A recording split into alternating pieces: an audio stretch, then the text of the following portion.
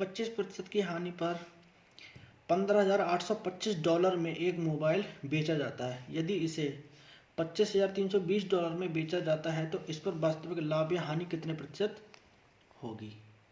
Question को कुछ नहीं करना, बहुत आसान है। सीधा 25% की हम वैल्यू लिखते हैं। तो 25% का अगर हम फ्रैक्शन निकालेंगे तो ये होता है 1/4। कहने का मतलब है कि हमने 4 की चीज़ पे 1 घाटा लिया है, हानि पर बेचा है। तो 4 पे 1 का घाटा लिया है हमने, यानी 4 की जो हमारी चीज़ थी वो हमने 3 में बेची है। और 3 में बेची हुई 3 की वैल्यू दे रखा है, वो ये दे रखी है 15,825।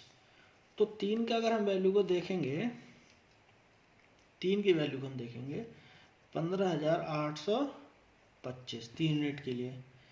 तो 1 यूनिट के लिए हमारा क्या होगा, तो 1 यूनिट के लेके जाकर हमारा होगा 15,825 बटा 3, इतना ही होगा। और उसका अब एक मोबाइल बेचा जाता है। यदि इसे इतने में बेचा जाता तो इस पर वास्तविक लाभ या हानि क्या होती। लाभ या हानि हम जब भी कैलकुलेट कर सकते हैं जब हम उसे वास्तविक मूल्य उसका हमें पता हो। तो 4 यूनिट की अगर हम वैल्यू निकालेंगे कि उसका एक्चुअल प्राइस कितना था, तो हम निकालेंगे यहाँ से 4 यूनिट।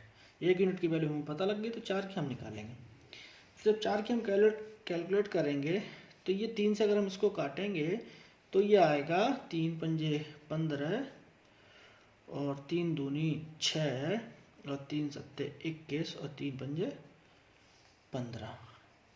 और इसकी गुणा अगर हम इससे करेंगे 4 से करेंगे तो हमारा जाके बनेगा 4 पंजे 20 का सिपर हासिल के 2, 4 सत्ते 28 और 2 30 का सिपर हासिल के 3 और 4 दूनी 8 और 3 11 का 1 हासिल का 1 और 4 पंजे 20 और 1 21, यानी 21,100 उसका एक्चुअल प्राइस हमारा है।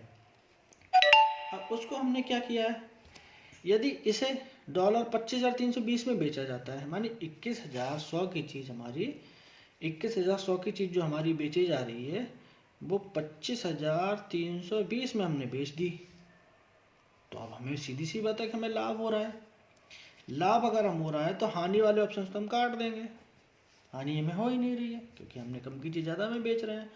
अब हम कितनी ज़्यादा में बेच रहे हैं, तो 21,100 25,320 में से अगर 21,000 हम 100 को घटा रहे हैं तो ये हमारा जो डिफरेंस निकल के आएगा ये आएगा 4,220, यानी हम इस पर इतने का फ़ायदा ले रहे हैं।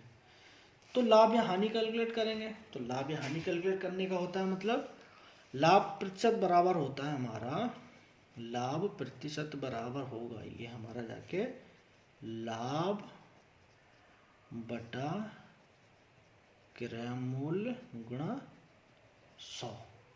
और लाभ हमें हो रहा है 4,220 का और कितने पे हमें हो रहा है 21,100 पे, यानी 21,100 पे। तो 100 पे कितना, 1 जीरो से अगर हम 1 जीरो को काट देंगे तो 420 को अगर हम डिवाइड करेंगे तो ये हमारे जाएगा आके 1/5 और 1/5 का जो फ्रैक्शन हमारा होता है वो जाके हमारी बनेगी 20% और ये हमारा होगा लाभ।